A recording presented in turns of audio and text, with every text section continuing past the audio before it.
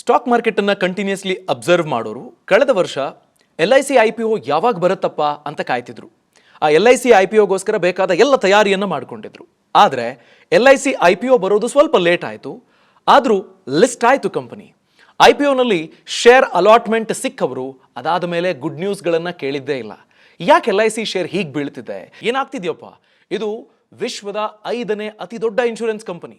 ಭಾರತದ್ದು ಬಿಡಿ, ನೀವು ಲಿಸ್ಟ್ ಆಗಿರುವಂತಹ ಕಂಪನಿಗಳ ಪೈಕಿ ಟಾಪ್ ಕಂಪನಿಗಳಿಗೆ ಕಾಂಪಿಟೇಷನ್ ಕೊಡೋ ಮಟ್ಟಿಗೆ ಮೌಲ್ಯಯುತ ಕಂಪನಿ LIC. ಹಾಗಾದ್ರೆ ಈ ಕಂಪನಿಯ ಶೇರ್ ವಿಷಯದಲ್ಲಿ ಏನಾಗ್ತಿದೆ ಅನ್ನೋದಕ್ಕೆ ಸಂಬಂಧಪಟ್ಟ ಕೆಲ ಇನ್ಫಾರ್ಮೇಶನ್ ಅನ್ನ ನಿಮಗೆ ಈ ವಿಡಿಯೋದಲ್ಲಿ ನಾನು ತಿಳಿಸ್ಕೊಡ್ತೀನಿ. ನಮಸ್ಕಾರ, ನಾನು ಅಭಿಷೇಕ್ ರಾಮಪ್ಪ. ನೀವು ನೋಡ್ತಿದ್ದೀರಿ ವಿಸ್ತಾರ ಮನಿ ಪ್ಲಸ್.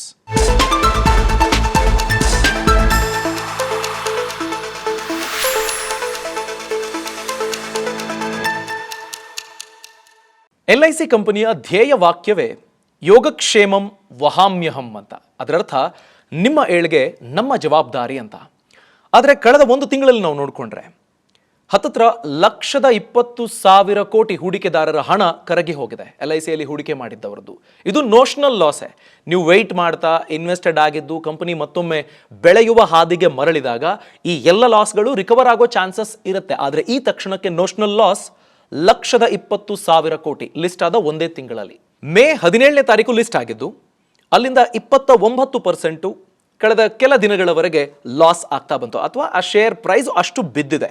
ಸೊ 949 ರೂಪಾಯಿಗೆ ಪ್ರತಿ ಶೇರ್ನ ಮೌಲ್ಯ ಫಿಕ್ಸ್ ಮಾಡಲಾಗಿತ್ತು. ಲಿಸ್ಟ್ ಆಗಿದ್ದು 865 ರೂಪಾಯಿಗೆ. ಸೊ 9%ನಷ್ಟು ಡಿಸ್ಕೌಂಟ್ ರೇಟ್ಗೆ ಲಿಸ್ಟ್ ಆಯಿತು. ಈಗ ಪ್ರಸಕ್ತ ನಾನು ವಿಡಿಯೋ ರೆಕಾರ್ಡ್ ಮಾಡೋದಕ್ಕೆ ಬರೋ ಸಂದರ್ಭದಲ್ಲಿ 949 ರೂಪಾಯಿಗೆ IPOದಲ್ಲಿ ನೀವು ತೆಗೆದುಕೊಂಡಿದ್ರೆ, ಅದಕ್ಕೆ ಬಿಡ್ ಮಾಡಿದ್ರೆ, ಈಗ ಅದರ ಮೌಲ್ಯ 622 ರೂಪಾಯಿ ಆಗ್ಬಿಟ್ಟಿದೆ. ಯಾಕೆ ಹೀಗಾಗಿದೆ ಅನ್ನೋದ್ರ ಬಗ್ಗೆ ತಿಳ್ಕೊಳ್ಬೇಕು. ನೋಡಿ, ಪಬ್ಲಿಕ್ ಸೆಕ್ಟರ್ ಅಂಡರ್ಟೇಕಿಂಗ್ ಅಂತ ಬಂದ್ರೆ, ಗವರ್ಮೆಂಟ್ ಕಂಪನಿಗಳು ಅಂತ ಬಂದಾಗ ಅವು ಹೂಡಿಕೆಗೆ ಲಾಭ ಮಾಡೋದಕ್ಕೆ ನಿಮಗೆ ಅಷ್ಟು ಗ್ರೋತ್ ಅನ್ನ ಕೊಡುವಂತಹ ಕಂಪನಿಗಳ ಅನ್ನೋ ಪ್ರಶ್ನೆಯನ್ನ ನೀವು ಕೇಳ್ಕೊಳ್ಬೇಕಾಗತ್ತೆ. ಡಿವಿಡೆಂಡ್ ಸಿಗುತ್ತೆ, ಬೇರೆ ರೀತಿಯಲ್ಲಿ ನಮಗೇನೋ ಕಂಪನಿ ನಮಗೆ ಟೋಪಿ ಹಾಕ್ಬಿಡುತ್ತಪ್ಪ ಅನ್ನೋ ಥರದ ಭಯ ಇರೋದಿಲ್ಲ ಅನ್ನೋದು ನಿಜ. ಆದರೆ ಪ್ರೈವೇಟ್ ಕಂಪನಿಗಳು ಎಷ್ಟು ಜತನದಿಂದ ಕಂಪನಿಯನ್ನ ಬಿಲ್ಡ್ ಮಾಡ್ತಾ ಹೋಗ್ತವೆ, ಬಿಸ್ನೆಸ್ ಅನ್ನ ಕಟ್ತಾ ಹೋಗ್ತವೆ, ಹಾಗೆ PSU ಪಬ್ಲಿಕ್ ಸೆಕ್ಟರ್ ಅಂಡರ್ಟೇಕಿಂಗ್ ಬೆಳಿತವ ಅನ್ನೋದಕ್ಕೆ ಒಂದು ಹಿಸ್ಟೋರಿಕಲ್ ಚಾರ್ಟ್ ಉತ್ತರವಾಗಿ ನಿಲ್ಲುತ್ತೆ. ಕಳೆದ 10 ವರ್ಷದಲ್ಲಿ 2012ರಿಂದ 2022ರವರೆಗೆ BSE Bombay stock exchange index ಹೇಗೆ ಬೆಳೀತಿದೆ, PSU public sector undertaking index ಹೇಗೆ ಬೆಳೀತಿದೆ ಅನ್ನೋದನ್ನು ನೀವು ಗಮನಿಸಿದ್ರೆ, ಕಳೆದ 10 ವರ್ಷದಲ್ಲಿ ಸೆನ್ಸೆಕ್ಸ್ ಕೊಟ್ಟಿರುವ ರಿಟರ್ನ್ಸು 12.8% ಪ್ರತಿ ವರ್ಷ. ಅದೇ ಪಬ್ಲಿಕ್ ಸೆಕ್ಟರ್ ಅಂಡರ್ಟೇಕಿಂಗ್ ಗವರ್ಮೆಂಟ್ ಕಂಪನಿಗಳು ಕೊಟ್ಟಿರುವ ರಿಟರ್ನ್ಸು ಪ್ರತಿ ವರ್ಷ 1.7%. 12.8% ಎಲ್ಲಿ, 1.7% ಎಲ್ಲಿ. ಸೊ ಈ ಡಿಫರೆನ್ಸ್ ಅನ್ನು ನೀವು ಗಮನಿಸಬಹುದು. ಇದನ್ನು ನಾವು ನಂಬರ್ಸ್ ಅಲ್ಲಿ ನೋಡೋದಾದ್ರೆ, ಒಂದು ವೇಳೆ ನೀವು 100 ರೂಪಾಯಿ ಇನ್ವೆಸ್ಟ್ ಮಾಡಿದ್ರೆ 2012ರಲ್ಲಿ BSE ನಲ್ಲಿ ನೀವೇನಾದ್ರೂ ಇನ್ವೆಸ್ಟ್ ಮಾಡಿ, BSE ಇಂಡೆಕ್ಸ್ ನಲ್ಲಿ ಇನ್ವೆಸ್ಟ್ ಮಾಡಿ 10 ವರ್ಷ ಕಾದಿದ್ರೆ ನೀವು ಹಾಕೋ 100 ರೂಪಾಯಿ 128 ರೂಪಾಯಿ ಲಾಭದ ಜೊತೆಗೆ ಸೇರಿ 228 ರೂಪಾಯಿಗೆ ಬೆಳ್ಕೊಂಡಿರ್ತಿತ್ತು. ಅದೇ ನೀವು ಗವರ್ಮೆಂಟ್ ಕಂಪನಿಗಳ ಇಂಡೆಕ್ಸ್ ಅನ್ನೇ ನೆಚ್ಕೊಂಡು ಕೂತಿದ್ರೆ ನಿಮ್ಮ ಹಣ 100 ರೂಪಾಯಿ ಇದ್ದಿದ್ದು 17 ರೂಪಾಯಿ ಲಾಭದೊಂದಿಗೆ 117 ರೂಪಾಯಿ ಆಗಿರ್ತಿತ್ತು. ಸೊ ಇದು ಸ್ಪಷ್ಟ ಉತ್ತರವನ್ನು ಕೊಡುತ್ತೆ ನಮಗೆ ಎಷ್ಟು ಚಾಲೆಂಜಸ್ ಅನ್ನ ಪಬ್ಲಿಕ್ ಸೆಕ್ಟರ್ ಅಂಡರ್ಟೇಕಿಂಗ್ ಫೇಸ್ ಮಾಡ್ತಿವೆ ಅನ್ನೋದು. ಕೆಲ ಕಂಪನಿಗಳು ಉತ್ತಮವಾದ ರಿಟರ್ನ್ಸ್ ಅನ್ನ ಕೊಟ್ಟಿರಬಹುದು, ಆದರೆ ಓವರ್ ಇಂಡೆಕ್ಸ್ ಅಂತ ನೀವು ನೋಡಿಕೊಂಡ್ರೆ ಚಾಲೆಂಜಸ್ ಅನ್ನ ಫೇಸ್ ಮಾಡ್ತಿವೆ. ಈಗ ನಾವು LIC ವಿಚಾರಕ್ಕೆ ಬರೋಣ. LIC ಭಾರತದ ಇತಿಹಾಸದಲ್ಲೇ ಅತಿ ದೊಡ್ಡ IPO. 60,000 ಕೋಟಿಯನ್ನು ಕಲೆಕ್ಟ್ ಮಾಡೋ ಉದ್ದೇಶ ಇತ್ತು. ಆದರೆ ಅನೇಕ ಚಾಲೆಂಜಸ್ಸು, ರಷ್ಯಾ ಯುಕ್ರೇನ್ ಯುದ್ಧ ಮತ್ತೆ ಭಾರತದ ಸ್ಟಾಕ್ ಮಾರ್ಕೆಟ್ನ ಪರಿಸ್ಥಿತಿಯನ್ನೆಲ್ಲವನ್ನೂ ಗಮನಿಸಿ 21,000 ಕೋಟಿ ಕಲೆಕ್ಟ್ ಮಾಡೋದಕ್ಕೆ ಫೈನಲಿ ಫಿಕ್ಸ್ ಆಯಿತು. ಸೊ 21,000 ಕೋಟಿಯ IPO ಆದಾಗ್ಯೂ ಭಾರತದ ಇತಿಹಾಸದಲ್ಲಿ ಅತಿ ದೊಡ್ಡ IPO ಆಗಿ ನಮ್ಮ ಮುಂದೆ ನಿಲ್ಲುತ್ತೆ LIC. ಇದು 1956ರಲ್ಲಿ ಸ್ಥಾಪನೆ ಆಗಿದ್ದು 245 ಇತರೆ ಇನ್ಶೂರೆನ್ಸ್ ಕಂಪನಿಗಳು ಎಲ್ಲವನ್ನೂ ಮರ್ಜ್ ಮಾಡಿ LIC ಅನ್ನೋ ಒಂದು ಹೆಮ್ಮರ ಸೃಷ್ಟಿಯಾಯಿತು. ಇದು ಜಗತ್ತಿನ 5ನೇ ಅತಿ ದೊಡ್ಡ ಇನ್ಶೂರೆನ್ಸ್ ಪ್ರೊವೈಡರ್. ಸರ್ಕಾರ 31.6 ಕೋಟಿ 60 ಲಕ್ಷ ಶೇರ್ಗಳನ್ನು ಇನ್ವೆಸ್ಟರ್ಸ್ಗೆ ಕೊಡೋದಕ್ಕೆ ಮುಂದಾಯಿತು. ಒಟ್ಟು 5% ಶೇರ್ಗಳನ್ನು ನಿಮ್ಮಂತಹ ಇನ್ವೆಸ್ಟರ್ಸ್ಗಳಿಗೆ ಅವೈಲೇಬಲ್ ಮಾಡ್ತು ಸರ್ಕಾರ. ಈ ಕಂಪನಿಯ ಎಂಬೆಡೆಡ್ ವ್ಯಾಲ್ಯೂ ಎಷ್ಟು ಗೊತ್ತಾ? 5,39,686 ಕೋಟಿ. ಅದು DRHP ಡ್ರಾಫ್ಟ್ ರೆಡ್ ಹೆರಿಂಗ್ ಪ್ರಾಸ್ಪೆಕ್ಟಸ್ನಲ್ಲಿ ಕೊಟ್ಟಿದ್ದ ಅಂಶ. ಆದರೆ ಮಾರ್ಕೆಟ್ ಎಕ್ಸ್ಪರ್ಟ್ಸ್ಗಳು ಹೇಳ್ತಾರೆ ಯಾವುದೇ ಇನ್ಶೂರೆನ್ಸ್ ಕಂಪನಿಯ ಎಂಬೆಡೆಡ್ ವ್ಯಾಲ್ಯೂ ಅದೇನು ತೋರಿಸುತ್ತಪ್ಪ ಅಂತಂದ್ರೆ ಅದು ಫ್ಯೂಚರ್ ಪ್ರಾಫಿಟ್ನ ವ್ಯಾಲ್ಯೂ ಎಷ್ಟು ಮತ್ತೆ ಅಡ್ಜಸ್ಟೆಡ್ ನೆಟ್ ವ್ಯಾಲ್ಯೂ ಎಷ್ಟು, ಆಕ್ಚುಲಿ ಅದರ ಕೂಡು ಕಳೆದು ಎಲ್ಲವನ್ನು ಮಾಡಿ ನೀವು ನೋಡುವಾಗ ಅದರ ಮೌಲ್ಯ ಎಷ್ಟು, ಅದು ಕಂಪನಿ ಡಿಸ್ಕ್ಲೋಸ್ ಮಾಡಿರುವ 3-4 ಪಟ್ಟು ಇರಬಹುದು ಅಂತ ಅಂದಾಜಿಸ್ತಾರೆ. ಅದರರ್ಥ 5,30,000 ಕೋಟಿ ಇದ್ದಿದ್ದು ಕಡಿಮೆ ಅಂದ್ರು ಓವರಾಲ್ ಅದರ ವ್ಯಾಲ್ಯೂ ಒಂದು 20 ಲಕ್ಷ ಕೋಟಿವರೆಗೂ ತಲುಪಬಹುದು ಅಂತ ಅಂದಾಜಿಸ್ತಾರೆ. ಆದರೆ ಈಗ ಆ ಕಂಪನಿ ಚಾಲೆಂಜಸ್ ಅನ್ನ ಫೇಸ್ ಮಾಡ್ತಾ ಮುಂದೆ ಸಾಗ್ತಾ ಇದೆ. ಹಾಗಂತ LIC ಏನೋ ಒಳ್ಳೆ ಬಿಸ್ನೆಸ್ ಮಾಡೆಲ್ ಇಲ್ಲದ ಕಂಪನಿ ಅಲ್ಲ, ಸಿಕ್ಕಾಪಟ್ಟೆ ಲಾಭದಾಯಕ ಕಂಪನಿನೇ. ನಿಮಗೆ LIC ಎಷ್ಟರ ಮಟ್ಟಿಗೆ ಫೇಮಸ್ ಅಂತ ಅಂದ್ರೆ ಲೈಫ್ ಇನ್ಶೂರೆನ್ಸ್ ಮಾಡಿಸಿ ಅಂತ ಕೇಳೋದಿಲ್ಲ, ಎಷ್ಟೋ ಜನ LIC ಮಾಡಿಸಿದ್ಯಾ ಅಂತ ಕೇಳ್ತಾರೆ. ಅಷ್ಟರ ಮಟ್ಟಿಗೆ LIC ಅನ್ನೋದು ಜನಮಾನಸದಲ್ಲಿ ಬೆರೆತು ಹೋಗ್ಬಿಟ್ಟಿತ್ತು. ಆ ಕಂಪನಿ ಒಟ್ಟು 9,78,493 ಕೋಟಿ ಇನ್ವೆಸ್ಟರ್ಸ್ ಹಣವನ್ನ ಸ್ಟಾಕ್ ಮಾರ್ಕೆಟ್ನಲ್ಲಿ ಹಾಕಿದೆ. ರಿಟರ್ನ್ ಆನ್ ಈಕ್ವಿಟಿ ಅಂತ ನೋಡ್ಕೊಂಡ್ರೆ ಅದು ತುಂಬಾ ಲಾಭದಾಯಕವಾಗಿನೇ ಆ ಫಂಡ್ಸ್ ಅನ್ನ ಇನ್ವೆಸ್ಟ್ ಮಾಡಿ ತುಂಬಾ ಸಕ್ಸಸ್ಫುಲ್ ಆಗಿ ಮುನ್ನಡೆಸಿಕೊಂಡು ಬಂದಿತ್ತು ಇಲ್ಲಿವರೆಗೆ. LIC ಈಗ 21,000 ಕೋಟಿ, 21,500 ಕೋಟಿ ಟು ಬಿ ಪ್ರಿಸೈಸ್, ಅನ್ಕ್ಲೇಮ್ಡ್ ಮನಿ ಹೊಂದಿದೆ. ಅಂದ್ರೆ ಇನ್ಶೂರೆನ್ಸ್ ಮಾಡಿಸಿರ್ತಾರೆ, ಕಟ್ಟಿರ್ತಾರೆ, ಅದನ್ನು ವಾಪಸ್ ತಗೊಂಡಿರಲ್ಲ. 21,500 ಕೋಟಿ ರೂಪಾಯಿ. ಇದು ಪ್ರತಿ ವರ್ಷ ಜಾಸ್ತಿ ಆಗ್ತಾನೆ. LIC ಕಂಪನಿ ಎಷ್ಟು ದೊಡ್ಡದು ಅನ್ನೋದನ್ನ ರುಜುಪಡಿಸುವ ಇನ್ನೊಂದು ನಂಬರ್ ಇದೆ, ಅದನ್ನ ನಿಮ್ಮ ಮುಂದೆ ತರ್ತೀನಿ. Asset under management, overall ಇಂಡಿಯಾದ mutual fund asset under management ಎಷ್ಟಿದೆ ಅಂತಂದ್ರೆ 39,33,878 crore. LIC company overall ಅಲ್ಲಿ ಇನ್ವೆಸ್ಟ್ಮೆಂಟ್ ಆಗಿರುವ ಅಥವಾ ಅಸೆಟ್ ಎಷ್ಟಿದೆ ಗೊತ್ತಾ LIC ಕಂಪನಿಯಲ್ಲಿ ಇನ್ವೆಸ್ಟ್ ಆಗಿರೋದು 70,80,980 crore. 1.8 times of overall Indian mutual fund ಮಾರ್ಕೆಟ್ನಷ್ಟು LICಯ ಬಳಿ ಹಣವನ್ನ ಇನ್ವೆಸ್ಟ್ ಮಾಡಿರೋದಿದೆ. ಸೊ ಇದು LIC ಕಂಪನಿಯ ಆ ಬೃಹದಾಕಾರ ಪ್ರಾಸ್ಪೆಕ್ಟಸ್ ಅನ್ನ ತೋರಿಸುತ್ತೆ. ಇಷ್ಟೆಲ್ಲ ಟ್ರ್ಯಾಕ್ ರೆಕಾರ್ಡ್ ಇರುವ ಕಂಪನಿಯ ಕಥೆ ಈಗ ಏನು, ಮುಂದೇನಾಗುತ್ತೆ ಅನ್ನೋ ಪ್ರಶ್ನೆ ಸಹಜವಾಗಿ ಎಲ್ರಿಗೂ ಕಾಡ್ತಾ ಇದೆ. ನೋಡಿ, ಈ ವಿಡಿಯೋದ ಉದ್ದೇಶ ಎಜುಕೇಶನ್ ಅಷ್ಟೇ. ನಾವು ಯಾವುದೇ ಥರದ ಇನ್ವೆಸ್ಟ್ಮೆಂಟ್ ಅಡ್ವೈಸ್ ಅನ್ನ ಕೊಡ್ತಿಲ್ಲ. ನೀವು ಇದನ್ನ ಇನ್ವೆಸ್ಟ್ಮೆಂಟ್ ಅಡ್ವೈಸ್ ಅಂತ ಪರಿಗಣಿಸಬೇಕಾಗಿಲ್ಲ. ಇದನ್ನ ಜಸ್ಟ್ ತಿಳ್ಕೊಳ್ಳೋ ಸಲುವಾಗಿ ಅಷ್ಟೇ ಇದನ್ನ ನೀವು ಪರಿಗಣಿಸಿ ನಿಮ್ಮ ಅನಾಲಿಸಿಸ್ನ ಪ್ರಕಾರ ಮುಂದುವರಿರಿ. ಸೊ LICಗೆ ಮುಂದಿರುವಂಥ ಚಾಲೆಂಜಸ್ ಏನು ಅನ್ನೋದನ್ನ ನೋಡೋಣ, ಅಥವಾ ಯಾಕಾಗಿ LIC ಈ ರೀತಿ ಕಷ್ಟಪಡ್ತಿದೆ ಅನ್ನೋದನ್ನ ಗಮನಿಸೋಣ. ನೋಡಿ, ಬ್ರ್ಯಾಂಡ್ ವ್ಯಾಲ್ಯೂವನ್ನು ಅಷ್ಟೇ ನೆಚ್ಕೊಂಡಿತ್ತು LIC. ಅಷ್ಟು ದೊಡ್ಡ ಬ್ರ್ಯಾಂಡ್ ಅದು. ಅಫ್ಕೋರ್ಸ್ 65 ವರ್ಷದಿಂದ ನಂಬರ್ 1 ಆಗಿತ್ತು, ಯಾರು ಅದನ್ನ ಪ್ರಶ್ನೆ ಮಾಡೋರೇ ಇಲ್ಲ. ಈಗಲೂ ನಂಬರ್ 1 ಇಲ್ಲ ಅಂತಿಲ್ಲ. ಆದರೆ ಆ ನಂಬರ್ 1 ಸ್ಥಾನವನ್ನು ಉಳಿಸಿಕೊಳ್ಳೋ ನಿಟ್ಟಿನಲ್ಲಿ ಹೇಗೆ ಸಾಗ್ತಿದೆ ಅನ್ನೋದನ್ನ ನಾವು ಗಮನಿಸಬೇಕು. ಒಟ್ಟು 13.5 ಲಕ್ಷ ಜನ ಏಜೆಂಟ್ಗಳಿದ್ದಾರೆ LICಗೆ. ಈಗಿನ ಆನ್ಲೈನ್ ಯುಗದಲ್ಲಿ ಒಂದು ವೇಳೆ LIC ಈ ಏಜೆಂಟ್ಗಳನ್ನು ಅಪ್ಗ್ರೇಡ್ ಮಾಡಿ ಒಳ್ಳೊಳ್ಳೆ ಪ್ರಾಡಕ್ಟ್ಗಳನ್ನು ತಂದು ಅವರುಗಳನ್ನು ಎಫೆಕ್ಟಿವ್ ಆಗಿ ಬಳಸ್ಕೊಳ್ಳೋದಕ್ಕೆ ಸ್ಟಾರ್ಟ್ ಮಾಡಿಬಿಟ್ರೆ ಎಂಥ ದೊಡ್ಡ ಫೋರ್ಸ್ ಅನ್ನೋದನ್ನ ನೀವು ಗಮನಿಸಿ. ಆದರೆ ಅದಾಗ್ತಿದ್ಯಾ ಅನ್ನೋ ಪ್ರಶ್ನೆಯನ್ನು ಕೇಳಿಕೊಂಡು ನೀವು ಮುಂದುವರಿಬೇಕು.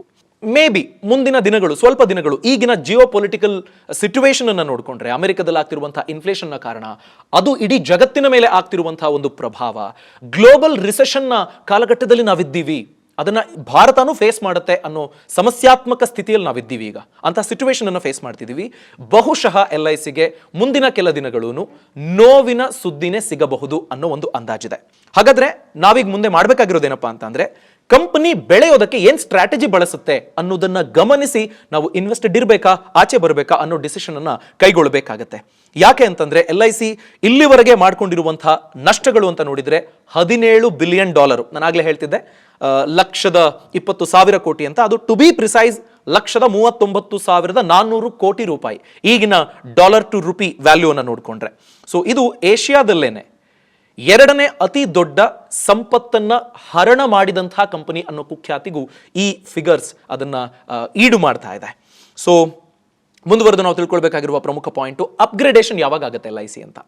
ನೋಡಿ, ಪ್ರೈವೇಟ್ ಪ್ಲೇಯರ್ಸು ತುಂಬ ಮುಂದೆ ಹೋಗ್ತಿದ್ದಾರೆ, ಸಖತ್ ಒಳ್ಳೆ ಪೆನಿಟ್ರೇಷನ್ ಇದೆ, ಒಳ್ಳೊಳ್ಳೆ ಪ್ರಾಡಕ್ಟ್ಗಳನ್ನು ಕೊಡ್ತಿದ್ದಾರೆ, ಆನ್ಲೈನಲ್ಲಿ ಕ್ವಿಕ್ ಇದ್ದಾರೆ. ನೀವು ಯಾವುದಾದ್ರೂ ಗವರ್ಮೆಂಟ್ ಕಂಪನಿಗಳಿಗೆ ಹೋಗಿ ಅಥವಾ ಗವರ್ಮೆಂಟ್ ಸಂಸ್ಥೆಗಳಿಗೆ ಹೋಗಿ ಅಲ್ಲಿ ಆಗಿ ಕೆಲಸಗಳಾಗುವಂತಹ ಸ್ಪೀಡನ್ನು ನೀವು ಗಮನಿಸಿ. SBIಗೆ ಹೋಗಿ ಯಾವತ್ತಾದ್ರೂ ನೀವು ಕ್ಯೂನಲ್ಲಿ ನಿಂತು ಬ್ಯಾಂಕ್ ವ್ಯವಹಾರಕ್ಕಾಗಿ ಇಡೀ ದಿನ ಕಳ್ಕೊಂಡಿರೋ ನೋವಿನ ದಿನಗಳನ್ನು ನೆನಪಿಸ್ಕೊಂಡಿದ್ದೀರಾ? ಅದೇ ಥರ ಬಹುತೇಕ PSUಗಳಲ್ಲಿ ಸಮಸ್ಯೆಗಳಿದ್ದಾವೆ. ಸೊ ವರ್ಕಿಂಗ್ ಸ್ಪೀಡು ಅಥವಾ ವರ್ಕಿಂಗ್ ಟ್ಯಾಕ್ಟಿಕ್ಸು, ಸ್ಟ್ರಾಟಜಿ, ಇವುಗಳಲ್ಲಿ ಒಂದು ಅಪ್ಗ್ರೇಡೇಷನ್ ಬರಬೇಕಾಗತ್ತೆ. ಪ್ರೈವೇಟ್ ಕಂಪನಿಗಳ ಜೊತೆಗೆ ನಾವು ಗುದ್ದಾಡಬೇಕು, ಆ ಕಾಂಪಿಟೇಷನಲ್ಲಿ ನಾವು ಮೇಲಿರಬೇಕು ಅಂತ ಅಂದರೆ ಆ ಚಾಲೆಂಜು LIC ತುಂಬ ಸ್ಟ್ರಾಂಗ್ ಆಗಿ ಫೇಸ್ ಮಾಡ್ತಿದೆ. ಅದಕ್ಕೆ ನಂಬರ್ಸನ್ನು ನಾನು ಹೇಳೋದಾದರೆ, LIC ಗ್ರೋತ್ ಅಂದರೆ ಕಳೆದ ಏಪ್ರಿಲ್ 22ರಲ್ಲಿ ನಾವು ನೋಡಿಕೊಂಡ್ರೆ ಆ ಕ್ವಾರ್ಟರ್ಗೆ 27.8% ಬೆಳೆದಿದೆ. ಇನ್ಶೂರೆನ್ಸ್ ಪ್ರೀಮಿಯಂಗಳಲ್ಲಿ ಹೊಸ ಆರ್ಡರ್ಸ್ಗಳು ಬರ್ತಿರುವಂತಹ ವಿಷಯದಲ್ಲಿ ನಾವು ನೋಡಿಕೊಂಡ್ರೆ LIC ಬೆಳೆದಿರುವಂಥದ್ದು. ಅದೇ ಪ್ರೈವೇಟ್ ಕಂಪನಿಗಳು ಇನ್ಶೂರೆನ್ಸ್ ಸ್ಪೇಸ್ನಲ್ಲಿ 63%ನಷ್ಟು ಬೆಳೆದಿವೆ. ಸೊ ಹೀಗೆ ಹೋಗ್ತಾ ಇದ್ರೆ LIC ತನ್ನ ಮಾರ್ಕೆಟ್ ಶೇರನ್ನು ಪ್ರೈವೇಟ್ ಕಂಪನಿಗಳಿಗೆ ಬಿಟ್ಟು ಕೊಡ್ತಾ ಹೋಗ್ತಿದೆ ಅನ್ನೋದು ಗೊತ್ತಾಗ್ತಾ ಇದೆ. ಇದು ಡೇಂಜರಸ್ ಸಿಚುವೇಶನ್. ಇನ್ನು LIC ಪ್ರಾಡಕ್ಟ್ಗಳನ್ನು ಏನು ತರ್ತಾ ಇದೆ ಅಲ್ವಾ, ಹಳೆಯ ಪ್ರಾಡಕ್ಟ್ಗಳನ್ನೇ ಪದೇ ಪದೇ ತರ್ತಾ ಇದೆ. ಆದರೆ ಪ್ರೈವೇಟ್ ಪ್ಲೇಯರ್ಸ್ ಹಾಗಲ್ಲ, ತುಂಬ ಅಟ್ರಾಕ್ಟಿವ್ ಪ್ರಾಡಕ್ಟ್ಸ್ಗಳನ್ನು ತರ್ತಾ ಇದ್ದಾರೆ. ಇದು ಸಹ ಪ್ರೈವೇಟ್ ಪ್ಲೇಯರ್ಸು 63% ಗ್ರೋತನ್ನು ಸಾಧಿಸೋದಕ್ಕೆ, LIC ಇದು ಬರೀ 28%. ಇದು ಒಂದು ಪ್ರಮುಖ ಕಾರಣ. ಸೊ ಫ್ಯೂಚರಲ್ಲಿ ಯಾವ ಥರದ ಪ್ರಾಡಕ್ಟನ್ನು LIC ತರುತ್ತೆ ಅನ್ನೋದು ಇಂಪಾರ್ಟೆಂಟ್ ಆಗುತ್ತೆ. ಇನ್ನು ಬೇರೆ ಬೇರೆ ಕಾರಣಗಳು ಇದ್ದಾವೆ. LIC ನಾನು ಆಗಲೇ ಹೇಳಿದ ಹಾಗೆ ಯಾವುದೋ ಏನು ಕೆಲಸಕ್ಕೆ ಬಾರದ, ಕೆಲಸ ಮಾಡದ ಆ ಥರ ಕಂಪನಿ ಅಲ್ಲ, ತುಂಬ ಒಳ್ಳೆಯ ಕಂಪನಿ. ಬಟ್ ರಷ್ಯಾ ಯುಕ್ರೇನ್ ಯುದ್ಧ ನಮ್ಮ ಮೇಲೆ ಪ್ರಭಾವ ಬೀರ್ತಾ ಇದೆ, ಸ್ಟಾಕ್ ಮಾರ್ಕೆಟ್ನ ಮೇಲೆ ಪ್ರಭಾವ ಬೀರ್ತಿದೆ, ಎಕನಾಮಿಕ್ ಸ್ಲೋಡೌನ್ ಅನ್ನ ಇಡೀ ವಿಶ್ವ ನೋಡ್ತಾ ಇದೆ, ಇದು ಪ್ರಭಾವ ಬೀರ್ತಾ ಇದೆ. ವಾಲಟಿಲಿಟಿ ಜಾಸ್ತಿ ಆಗ್ಬಿಟ್ಟಿದೆ ಗ್ಲೋಬಲ್ ಮಾರ್ಕೆಟ್ನಲ್ಲೂ. ಮತ್ತೆ ಭಾರತದ ಸ್ಟಾಕ್ ಮಾರ್ಕೆಟ್ನ ಮೇಲೆ ಇನ್ವೆಸ್ಟ್ ಮಾಡಿದಂಥ ಇನ್ವೆಸ್ಟರ್ಸು ಇಲ್ಲಿ ಸಮಸ್ಯೆ ಆದ ತಕ್ಷಣಕ್ಕೆ US ನಲ್ಲಿ ಫೆಡರಲ್ ಬ್ಯಾಂಕ್ಗಳು ಏನು ಇಂಟ್ರೆಸ್ಟ್ ರೇಟ್ ಅನ್ನು ಜಾಸ್ತಿ ಮಾಡ್ತಿವೆ ಅಲ್ಲಿಗೆ ತಗೊಂಡು ಹೋಗಿ ಇನ್ವೆಸ್ಟ್ ಮಾಡ್ತಿದ್ದಾರೆ, ಹೆಚ್ಚು ಬಡ್ಡಿ ಅಲ್ಲಿ ಅವ್ರಿಗೆ ಸಿಗ್ತಾ ಇದೆ. ಸೊ ಹೀಗಾಗಿ ಕಷ್ಟ ಆಗ್ತಾ ಇದೆ. ಇನ್ನು ನಮ್ಮ ರುಪಿ ಸಾರ್ವಕಾಲಿಕ ಕುಸಿತ 82 ರೂಪಾಯಿಗೆ ಬಂದಿದೆ. ಮುಂದಿನ ವರ್ಷದ ಒಳಗಾಗಿ 85 ರೂಪಾಯಿಗೆ ತಲುಪಿಬಿಡುತ್ತೆ ಅನ್ನೋ ಸಿಚುವೇಶನ್ ಹೀಗೆ ಇದ್ರೆ ಅನ್ನೋ ಆತಂಕವನ್ನು ಎದುರಿಸ್ತಾ ಇದೆ. ಹೀಗಿದ್ರೆ ಇನ್ನೂ ಪೆಟ್ಟು ತಿನ್ನಬಹುದು ನಮ್ಮ ಸ್ಟಾಕ್ ಮಾರ್ಕೆಟ್ನಲ್ಲಿ ಲಿಸ್ಟ್ ಆಗಿರುವಂತಹ ಕಂಪನಿಗಳು ಅನ್ನೋ ಅಪಾಯವನ್ನ ಫೇಸ್ ಮಾಡ್ತಾ ಇವೆ. ಸೊ ಜಾಗರೂಕರಾಗಿ ನಾವು ಮುಂದುವರಿಬೇಕು. ನೀವು ಆವರೇಜ್ ಔಟ್ ಮಾಡಬೇಕು ಅಂತಿದ್ರೆ, ಆ ಥರದ ಉದ್ದೇಶ ಇದ್ರೆ ವೆಯ್ಟ್ ಮಾಡಿ. ನೀವು ಎಂಟ್ರಿ ಆಗಬೇಕು ಅಂತಿದ್ರೆ LICಗೆ, ಇಲ್ಲ ನಾನು ಎಕ್ಸಿಟ್ ಆಗಬೇಕು ಅಂತಿದ್ದೀನಿ ಅನ್ನೋದಾದ್ರೆ ಈ ಎಲ್ಲ ಅಂಶಗಳನ್ನು ಪರಿಗಣಿಸಿ ನೀವು ಮುಂದುವರಿಬೇಕಾಗುತ್ತೆ. Last but not the least ಅನ್ನೋ ಹಾಗೆ LICಗೆ ಸ್ವಲ್ಪ ಪಾಸಿಟಿವ್ ಅನಿಸುವಂಥ ಕೆಲ ಬೆಳವಣಿಗೆಗಳು ಆಗಿದ್ದಾವೆ. ಅದೊಂದನ್ನು ಲಾಸ್ಟ್ಲಿ ನಿಮಗೆ ತಿಳಿಸ್ಕೊಟ್ಬಿಡ್ತೀನಿ. ನೋಡಿ, ಡೆತ್ ಕ್ಲೇಮ್ ಅನ್ನೋದು ಸಾಮಾನ್ಯವಾಗಿ ಆಗ್ತಾ ಇರುತ್ತೆ ಇನ್ಶೂರೆನ್ಸ್ ಕಂಪನಿಗಳಲ್ಲಿ. LIC ಕಂಪನಿಯಲ್ಲಿ ಒಟ್ಟು 20% ಕಡಿಮೆ ಆಗಿದೆ ಡೆತ್ ಕ್ಲೇಮ್ಸು. ಕೋವಿಡ್ನ ಕಾರಣಕ್ಕೆ ಡೆತ್ ಕ್ಲೇಮ್ಸು ಜಾಸ್ತಿ ಆಗಿತ್ತು. ಇನ್ಶೂರೆನ್ಸ್ ಮಾಡಿಸೋ ಉದ್ದೇಶ ಏನು? ನಾನಿಲ್ಲ ಅಂದಾಗ ನಾನು ಮಾಡಿದ ಇನ್ವೆಸ್ಟ್ಮೆಂಟ್ಗೆ ರಿಟರ್ನ್ಸ್ ಬರಬೇಕು, ನನ್ನ ಕುಟುಂಬ ಆರಾಮಾಗಿರಬೇಕು ಅಂತ. ಕರೆಕ್ಟ್ ಅಲ್ವಾ? ಸೊ ಡೆತ್ ಕ್ಲೇಮ್ ಎಷ್ಟು ಕಡಿಮೆ ಇರುತ್ತೋ ಕಂಪನಿಗೆ ಅಷ್ಟು ಲಾಭ. ಸೊ ಕೋವಿಡ್ನಲ್ಲಿ ಇದ್ದಿದ್ದು ಜಾಸ್ತಿ ಇತ್ತಲ್ಲ, ಆದ್ರಿಂದ 20% ಕಡಿಮೆ ಬಂದಿದೆ. ಅದು ಆ ಫಿಗರ್ಸ್ ಅನ್ನು ನಾನು ನಿಮಗೆ ಹೇಳೋದಾದ್ರೆ 2021-22 ವಿತ್ತೀಯ ವರ್ಷದ ಜೂನ್ ಕ್ವಾರ್ಟರ್ಗೆ ನೋಡಿಕೊಂಡ್ರೆ ಡೆತ್ ಕ್ಲೇಮ್ಸ್ LIC ಕಂಪನಿಯದ್ದು 7,111 ಕೋಟಿ ಇತ್ತು. ಅದೇ ಈ ಬಾರಿ ಈ ವರ್ಷದ 2022-23 ಫಿನಾನ್ಷಿಯಲ್ ಇಯರ್ ಅಂತ ನಾವು ನೋಡಿಕೊಂಡ್ರೆ 5,743 ಕೋಟಿ, ಅಂದ್ರೆ ಕಡಿಮೆ ಆಗಿದೆ. ಡೆತ್ ಕ್ಲೇಮ್ಸ್ಗಳು ಹೆಚ್ಚಾಗಿ ಆಗ್ತಾ ಇಲ್ಲ, 20% ಕಡಿಮೆ ಆಗಿದೆ. ಇದು ಕಂಪನಿಗೆ ಸ್ವಲ್ಪ ಇಂಬು ಕೊಡ್ತಿರುವಂತಹ ಕೆಲಸನೇ. ಅಂಡ್ ಮೋರ್ ಓವರ್ ಲಾಭದಲ್ಲೂ ಇದೆ ಕಂಪನಿ, ದೊಡ್ಡ ಮಟ್ಟದಲ್ಲಿ ಲಾಭದಲ್ಲಿದೆ ಅಂತ ಹೇಳಬೇಕು. ನಾನು ಆಗಲೇ ಹೇಳಿದೆ 21,000 ಕೋಟಿ ಅನ್ಕ್ಲೇಮ್ಡ್ ಮನಿ ಇದೆ LICಯ ಬಳಿ. ಆದರೆ ಇಚ್ಛಾಶಕ್ತಿ ಅನ್ನೋದು ಬಹಳ ಇಂಪಾರ್ಟೆಂಟ್. ನಾನು ಬೆಳಿಬೇಕು ಅಂತಂದ್ರೆ ಯಾವ ಪ್ರಾಡಕ್ಟ್ ತರಬೇಕು, ಎಷ್ಟು ಸ್ಕಿಲ್ಡ್ ಆಗಿ ಇರಬೇಕು ನಮ್ಮ ಲೇಬರ್ಸು, ಯಾವ ಥರದ ಕಾಂಪಿಟೇಷನ್ ಅನ್ನು ನಾನು ಫೇಸ್ ಮಾಡೋದಕ್ಕೆ ಅಪ್ಗ್ರೇಡ್ ಆಗ್ತಾ ಹೋಗ್ತೀನಿ. ಆ ನಿಟ್ಟಿನಲ್ಲಿ LIC ಎಲ್ಲಿದೆ ಅನ್ನೋದನ್ನ ನೀವು ಅನಲೈಸ್ ಮಾಡಿ ಡಿಸೈಡ್ ಮಾಡಿ ನಿಮ್ಮ ಹಣ ಮುಂದುವರಿಬೇಕಾ, ಇನ್ವೆಸ್ಟೆಡ್ ಆಗಿರಬೇಕಾ, ಅಥವಾ ನಾನು ಎಕ್ಸಿಟ್ ಆಗಬೇಕಾ ಅನ್ನೋ ಡಿಸಿಷನ್ ಅನ್ನ ನೀವು ತೆಗೆದುಕೊಳ್ತೀರಿ ಅಂತ ನಾನು ಭಾವಿಸ್ತೀನಿ. ಅನೇಕರು LIC ಬಗ್ಗೆ ವಿಡಿಯೋ ಮಾಡಿ ಅಂತ ಕೇಳ್ತಾ ಇದ್ರು, ಹಾಗಾಗಿ ಈ ಪ್ರಯತ್ನ ಇಷ್ಟ ಆಗಿದ್ರೆ ದಯಮಾಡಿ ಲೈಕ್ ಮಾಡಿ, ನಿಮ್ಮ ಅಭಿಪ್ರಾಯವನ್ನ ಕಮೆಂಟ್ ಸೆಕ್ಷನ್ ಅಲ್ಲಿ ತಿಳಿಸ್ಕೊಡಿ. ಯಾರಿಗೆ ಈ ಮಾಹಿತಿಯ ಅವಶ್ಯಕತೆ ಇದೆ ಅಂಥವರಿಗೆ ವಿಡಿಯೋದ ಲಿಂಕ್ ಅನ್ನ ಫಾರ್ವರ್ಡ್ ಮಾಡಿ. ಇಂಥ ಇನ್ನಷ್ಟು ಉಪಯುಕ್ತ ಮಾಹಿತಿ ನೀವು ಕಲಿಬೇಕು ಅಂತಂದ್ರೆ ನಮ್ಮ ಯೂಟ್ಯೂಬ್ ಚಾನಲ್ಗೆ ಸಬ್ಸ್ಕ್ರೈಬ್ ಆಗಿ, ಬೆಲ್ ಐಕಾನ್ ಮರೆಯದೆ ಕ್ಲಿಕ್ ಮಾಡಿ. ನಮಸ್ಕಾರ.